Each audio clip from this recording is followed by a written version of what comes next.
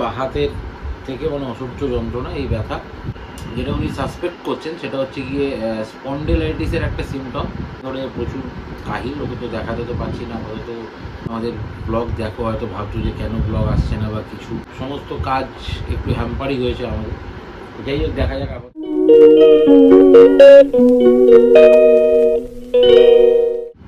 Hello everyone, welcome back to the channel.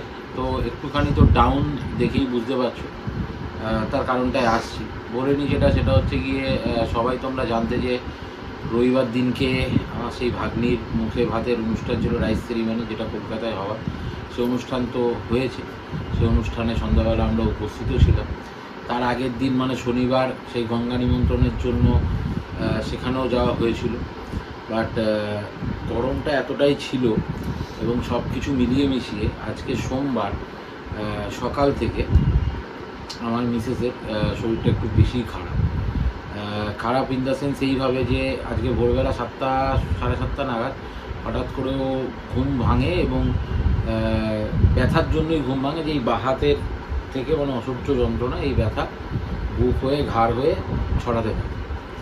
তো যে ডক্টরকে জেনারেলি আমরা দেখাই, যে ডক্টরকে তাকে ফোন করি, কথা বলি, সে বলে যে ইমিডিয়েট একটা ইসিজির প্রয়োজন।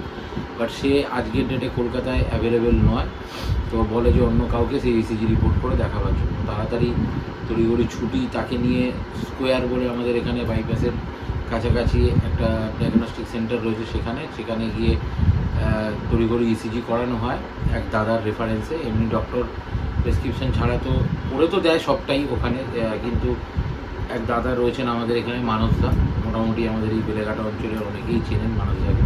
তো তার রেফারেন্সেই তার সাথে কথা বলেই সেখানে যাই এবং সেখানে ইসিজিটা করাই, এবং তার একটি চেম্বারও রয়েছেন। তো সেই চেম্বারে তিনি ডক্টর অ্যারেঞ্জ করেন এবং 9:30টার দিকে সেই ডক্টর আসেন, তাকে দেখানো হয়।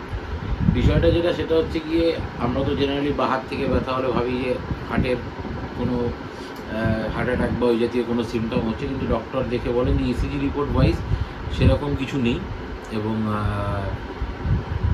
যেটা উনি সাসপেক্ট করছেন সেটা হচ্ছে গিয়ে স্পন্ডিলাইটিসের একটা সিমটম দেখা যাচ্ছে, এবং যার জন্য সারাদিন ধরে প্রচুর কাহিল, ওকে তো দেখাতে তো পারছি না আপাতত, শুয়েই রয়েছে। ও তো সারাদিন ধরে প্রচণ্ড কাহিল, এবং ওষুধ যা দেওয়া হয়েছে সেগুলোতে একটুখানি তন্দ্রাচ্ছন্ন ভাবও থাকে। তো সেইগুলোর জন্যই আমাদের ডেলি ব্লগ এখনও অবধি কিছু তো আর হচ্ছে না। এবং লাস্ট দুদিন শনিবার এবং রোববার এই যে অনুষ্ঠানটা নিয়ে আমাদের একটা ব্লগ ছিল, সেটাও পোস্ট করবার ছিল, সেটাও হয়তো এখনও অবধি যা হয়, বাড়িতে একজন কেউ যদি সেরকমভাবে অসুস্থ হয়ে পড়ে, বাদবাকি লোকেরা ডিস্টার্ব হয়ে যায়, তাদের কাজকর্মের পরিধিটা অনেকটা বেড়ে যায়। তো সেরকমই হয়েছে, আমার মেয়ের উপর অনেকটাই চাপ পড়েছে। তাও তো রান্নাবান্না সেভাবে করতেই হয়নি, কারণ ওই আমার বোনের বাড়িতে যেখানে ওদের কালকে অনুষ্ঠান গেছে, ওরাই আজকে দুপুরবেলা আবার খাবার দাবার পাঠিয়ে দিয়েছিল, এবং রাত্রিরেও আবার খাবার দাবার পাঠিয়ে দেবে এরকমই বলা আছে। রাত্রিরেও বলে দিয়েছে যে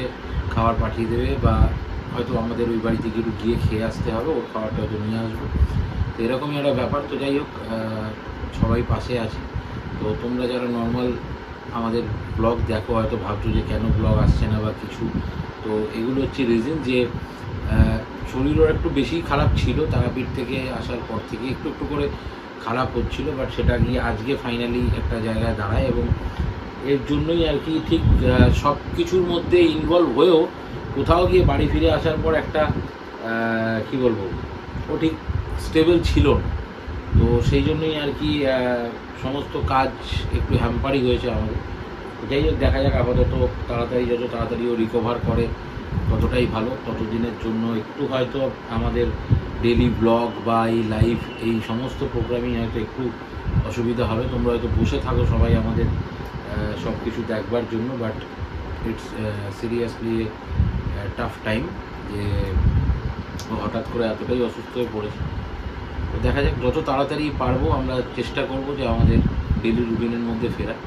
আপাতত যে ডিস্টারবেন্সটা চলছে সেটা যত তাড়াতাড়ি কাটিয়ে ওঠা যায়। একটুখানি আপডেট তোমাদের সঙ্গে শেয়ার করার ছিল, কারণ তোমরা অনেকেই চিন্তা করো, অনেকেই কনসার্ন দেখাও, পার্সোনালি অনেকে মেসেজ করো যে দাদা সব ঠিক আছে বা কিছু। সেই জন্য এই ব্লগটার মাধ্যমে তোমাদেরকে আমাদের যাবতীয় যে আপডেট আপাতত সেইটা তোমাদেরকে দিয়ে দিলাম এই ছোট্ট আপডেট ভিডিওটার মাধ্যমে। তো আশা করি সবাই একটু ভগবানের কাছে প্রার্থনা করো যাতে যত তাড়াতাড়ি সম্ভব ও সুস্থ হয়ে যায়। চল একটুখানি বলার ছিল আজ। Thank you.